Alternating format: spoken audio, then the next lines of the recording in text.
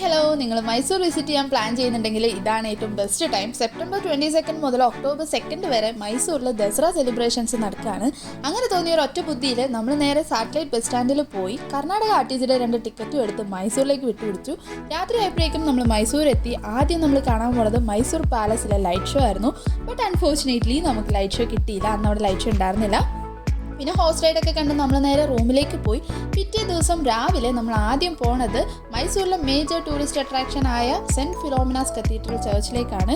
British ടൈമിൽ പണി കഴിപ്പിച്ച പള്ളി ആയതുകൊണ്ട് തന്നെ കരിങ്കല്ല് കൊണ്ടിട്ടൊരു മനോഹരമായിട്ടുള്ള ഒരു കെട്ടിടമാണ് പണിത് വെച്ചിട്ടുള്ളത്. അത്ര അടിപൊളിയാണ്. അവിടെ നമ്മൾ നേരെ മൈസൂർ സൂവിലേക്കാണ് പോയത്. ഒരുപാട് അൺകോമൺ ആയിട്ടുള്ള അനിമൽസ് ആൻഡ് ബേർഡ്സിനെ നമ്മൾ കണ്ടു. ട്രിവാൻഡ്രം സൂവിലാണ് ഞാൻ ഇതിനു മുന്നേ പോയിട്ടുള്ളത്. പക്ഷെ അവിടെ കാണാത്ത കുറേ അനിമൽസിനെ ഇവിടെ കണ്ടു. ആനയും കടുവേനയും പുലിനെയും ഇതൊക്കെ അവിടെ കോമൺ ആണ്. ബട്ട് ജിറാഫ് ആയിരുന്നു ഇവിടുത്തെ മെയിൻ അട്രാക്ഷൻ. ജിറാഫ് ട്രിവാൻഡ്രം സൂലില്ല എന്നാണ് എനിക്ക് തോന്നുന്നത്. സൂന്ന് നമ്മൾ നേരെ നമ്മുടെ മോസ്റ്റ് ഇമ്പോർട്ടൻറ്റ് ടൂറിസ്റ്റ് ഡെസ്റ്റിനേഷൻ ആയ മൈസൂർ പാലസിലേക്കാണ് പോണത്. 120 റുപ്പീസാണ് ഇവിടുത്തെ എൻട്രി ഫീ. ബട്ട് അത് കംപ്ലീറ്റ്ലി വേർതിയാണ്. അത്രയ്ക്ക് അടിപൊളിയായിട്ടുള്ള വെൽ മെയിൻറ്റെയിൻഡ് ആയിട്ടുള്ള വെൽ ഇൻഫ്രാസ്ട്രക്ചേർഡ് ആയിട്ടുള്ള ഒരു പാലസാണത്. ഞാൻ ജോധ അക്ബർ മൂവിയിൽ ഒരു ക്യൂനെ പോലെയൊക്കെ എനിക്ക് തോന്നിപ്പോയി. ലഹങ്കയുടെ ഒരു കുറവ് മാത്രമേ ഉണ്ടായിരുന്നുള്ളൂ. ഈ നമ്മൾ വാൾ പെയിൻറ്റിങ്സിലൊക്കെ കാണുന്ന പോലത്തുള്ള marble works and tile works ഒക്കെയാണ് അവിടെ ഉള്ളത്. അത്ര അടിപൊളിയാണ് ഗൈസ്. പാലസൊക്കെ കണ്ട് ചുറ്റിക്കറങ്ങി പുറത്തിറങ്ങിയപ്പോഴേക്കും എലഫൻറ്റ് പരേഡ് സ്റ്റാർട്ടായിട്ടുണ്ട്. ഈ ഒരു ദസറ ടൈമിൽ മാത്രം മൈസൂരിൽ കണ്ടുവരുന്ന ഒരു പ്രത്യേക പരിപാടിയാണ് എലഫൻറ്റ് പരേഡ്.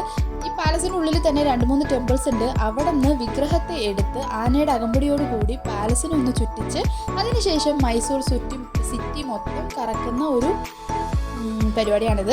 ഈ എലഫൻസ് ഒക്കെ ആളുകളുമായിട്ട് ഇടപെടുന്ന കാണാൻ വളരെ ക്യൂട്ടാണ് ഗൈസ്. അത്രയ്ക്ക് അടിപൊളിയാണ്. അതിനുശേഷം അന്നാണ് അവിടെ ദസറ ആഘോഷങ്ങളുടെ ഇനോഗ്രേഷൻ നടക്കുന്നത്. കർണാടക CM വന്നിട്ടാണ് ഇത് ഇനോഗ്രേറ്റ് ചെയ്യുന്നത്. പിന്നെ അന്ന് രാത്രി ഹരിഹരൻ്റെ മ്യൂസിക് ഷോ ഉണ്ട്. അങ്ങനെ അതൊക്കെ കണ്ട് ഒരുപാട് ആളുകൾ ഉണ്ടായിരുന്നു കേട്ടോ. അതൊക്കെ കണ്ട് നിന്നപ്പോൾ പാലസിൽ പെട്ടെന്ന് ലൈറ്റ് ഷോ സ്റ്റാർട്ട് ചെയ്തു. എനിക്ക് എൻ്റെ കണ്ണുകൾ വിശ്വസിക്കാൻ പോലും പറ്റുന്നുണ്ടായിരുന്നില്ല. അത്ര അടിപൊളിയായിരുന്നു. അപ്പം മൈസൂർ ട്രിപ്പ് പ്ലാൻ ചെയ്യുന്നവരുണ്ടെങ്കിൽ ഓൺലൈനിൽ ടിക്കറ്റ്സ് ഒക്കെ ബുക്ക് ചെയ്തിട്ട് ഹോട്ടൽസ് ഒക്കെ ബുക്ക് ചെയ്തിട്ട് നേരെ വെച്ച് പിടിച്ചോ. Tata bye.